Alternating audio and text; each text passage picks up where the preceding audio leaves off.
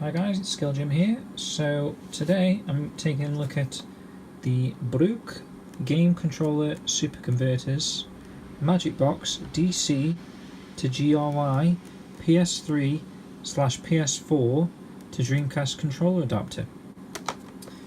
So basically this device allows you to plug a PS3 or a PS4 controller into this adapter, and then the adapter goes into your Dreamcast. It also works on the PC, it's saying there. And you can use a fighting stick as long as it's got a I'm assuming a USB end, because the cable that comes with a PS4, even though it's like micro USB into the PS4 controller, into the box, I would have assumed it would need to be just a standard USB. Here we go, so USB interface which permits hot swapping, firmware updatable, X input support, vibration support, no VMU support. Obviously, because where would you put the VMU? So I'm wondering if you can plug a Dreamcast controller in another port and save the VMU on that one. I would assume that would work.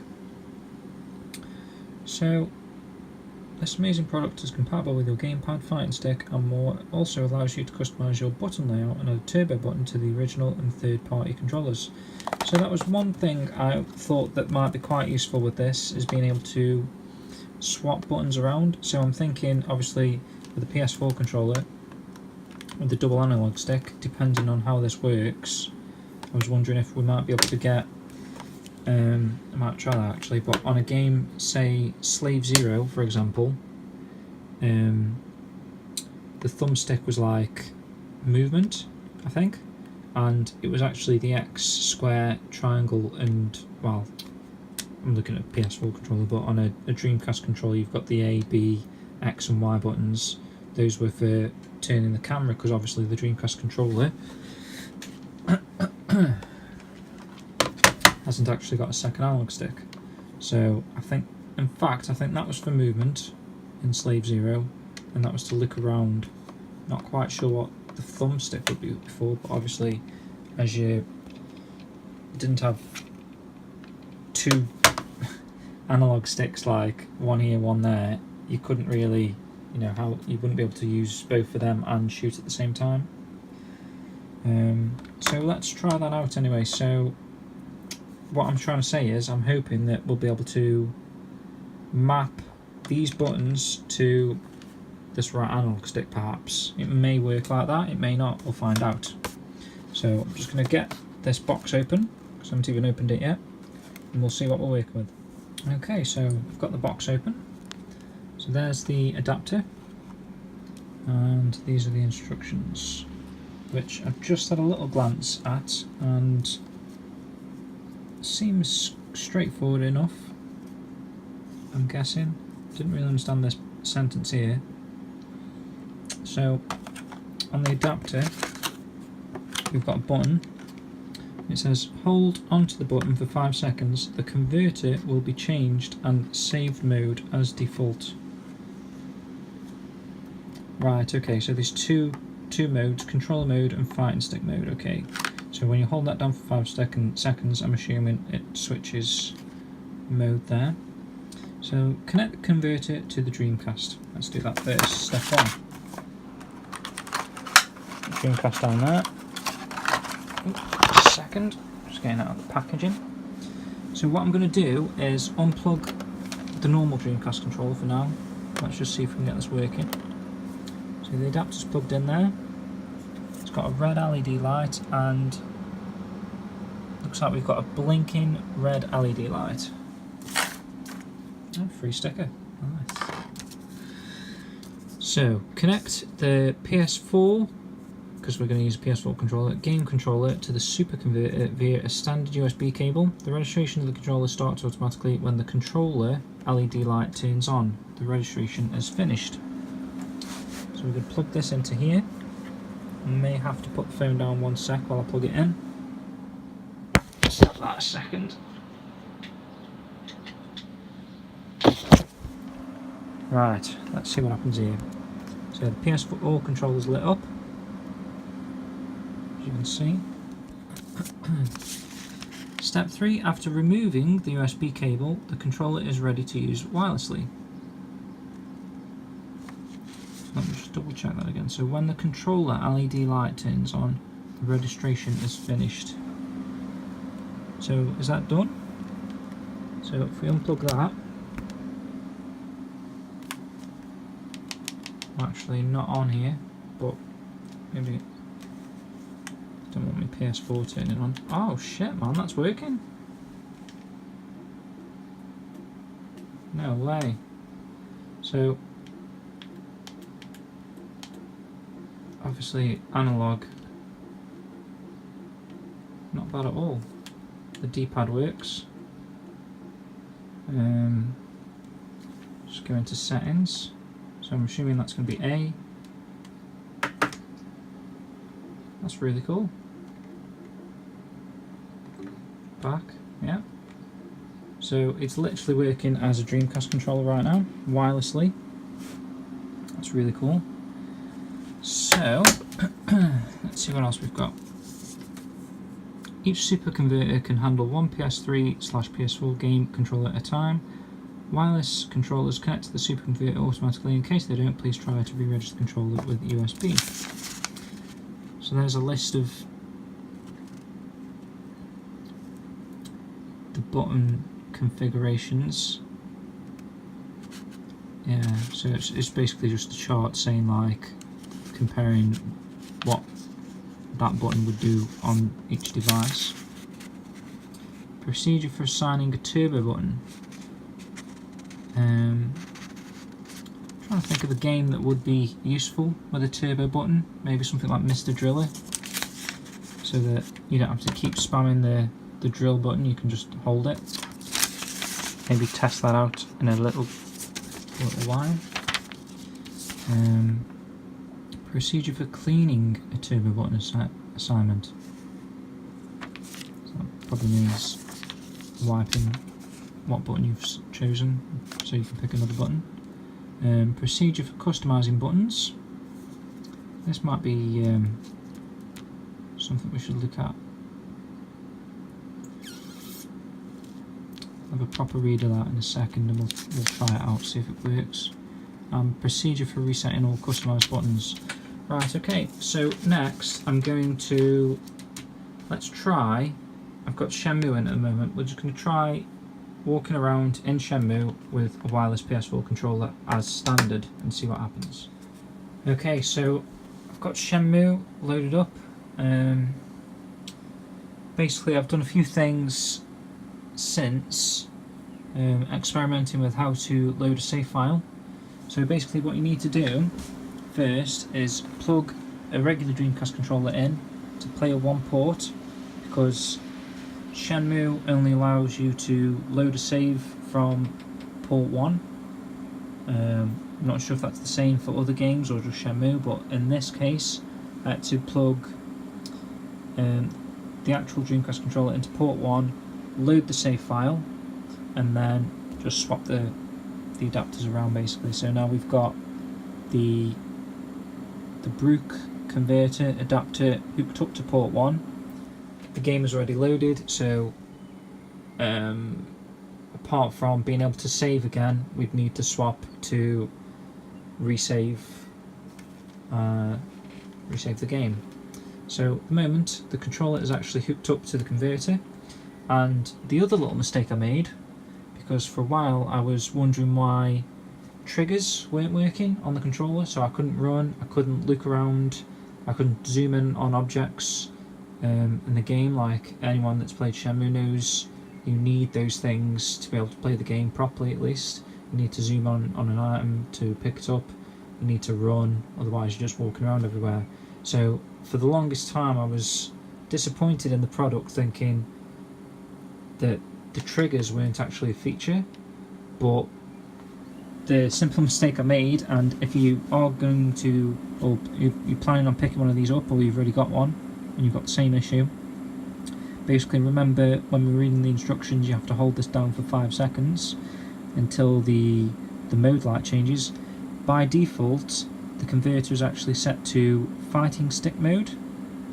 So if you are familiar with a fighting stick, say for the Dreamcast fighting stick for example, there's no triggers on the fighting stick, so in fighting stick mode the triggers on the PS4 controller don't work, so you need to make sure that the light's green so that it's set to a standard Dreamcast controller setup. So basically now let me show you how the controller works. So everything's as it would be on a normal Dreamcast controller. So the D-pad, we've got moving Rio, left trigger makes him sprint, this thumbstick, left thumbstick is like just your standard looking around. I've found no input lag as far as I'm aware, so I tell you the options. So as soon as I press this, the options menu will come up. So 1, 2, 3. There you go. And movement wise, so we're going 1, 1, 1, 1, 1, 1. You know, press, press, press, press, press. So it's actually, I can't feel any input lag there, if I'm being honest. So input lag's very minimal. So yeah, basically the beauty of the product is we're using a PS4 controller wirelessly, which I suppose is like the major selling point, because I could just play this with the same buttons on a Dreamcast controller, but being able to wirelessly play the game, you know, brings the Dreamcast into a more modern era of technology. I know there is some guys made a controller called the Dreamcon, which is wireless. This essentially is a cheap alternative to that, because I think this converter is only about, I think I paid $40 for it, which UK, what's that? It's like £32, £33.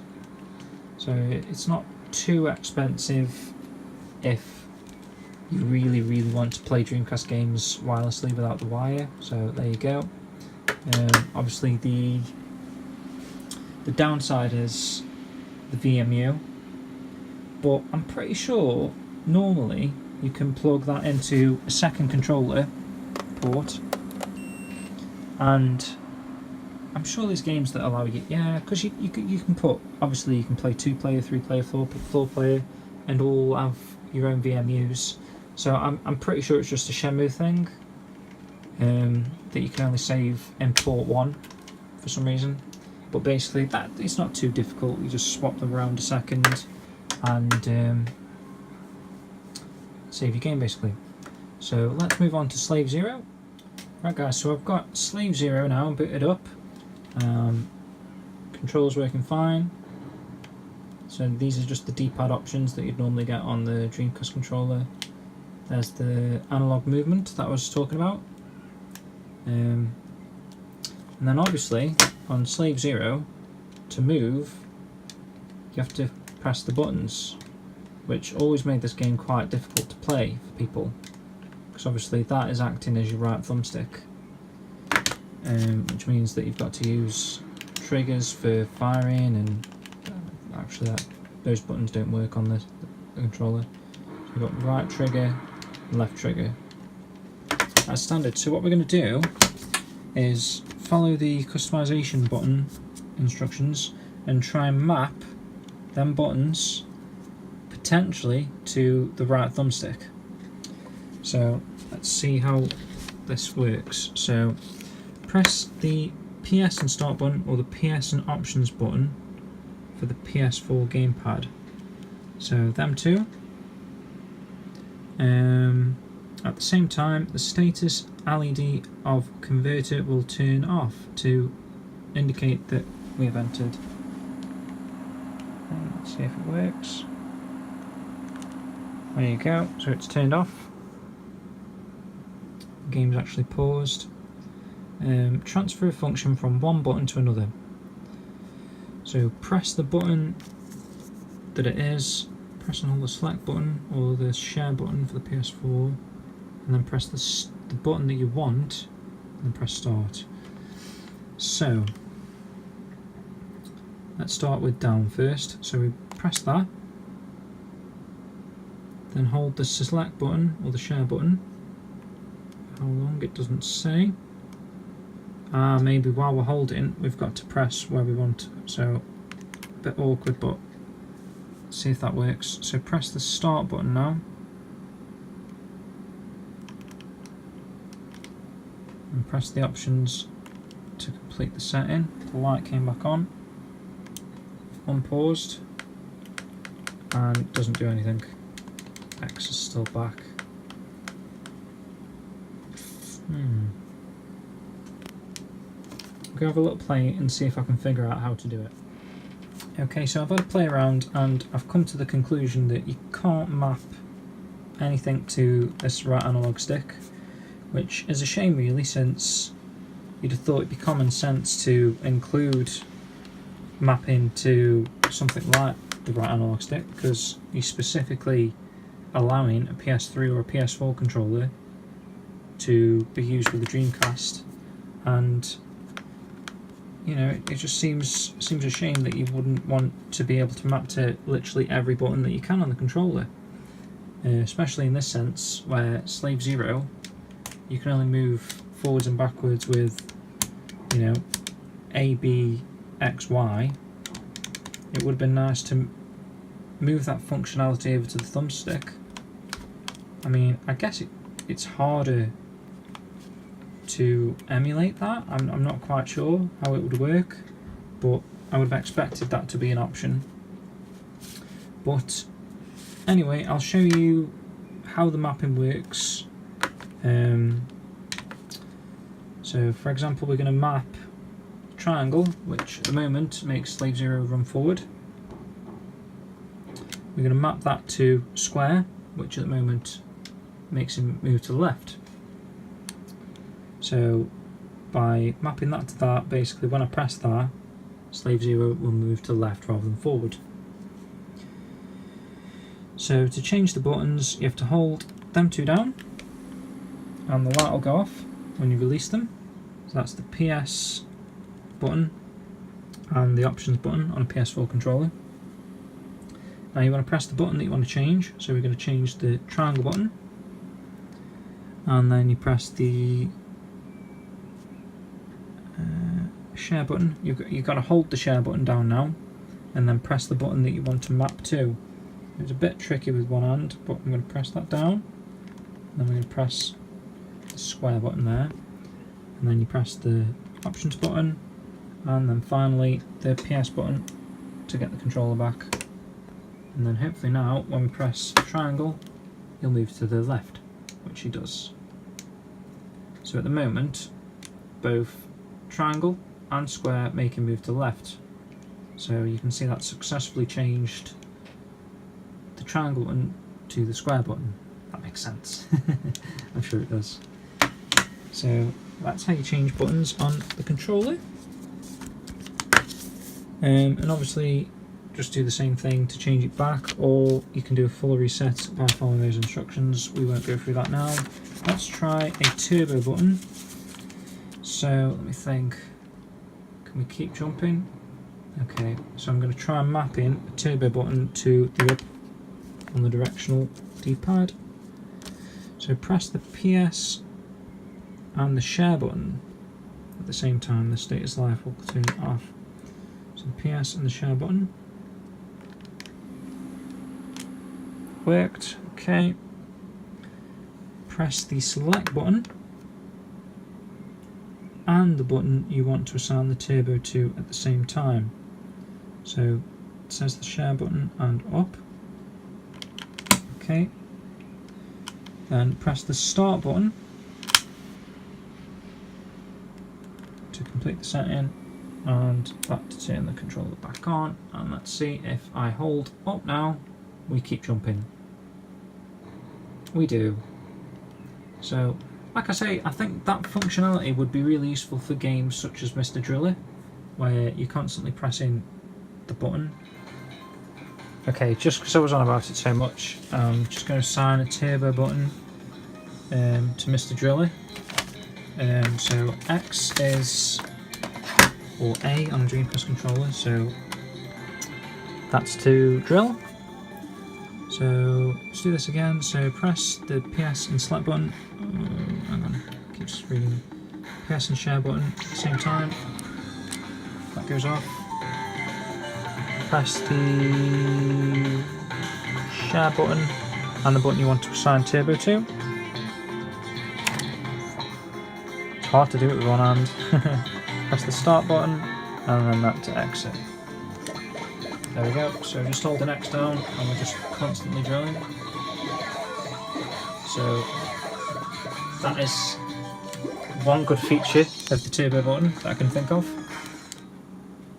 So overall, very impressed with the adapter. Obviously you've got the fighting stick compatibility as well, and we tested the input lag and it was virtually non-existent, so that's really impressive that you can be using old technology like the Dreamcast and a wireless controller, PS4, for there to be no input lag at all. That's really impressive.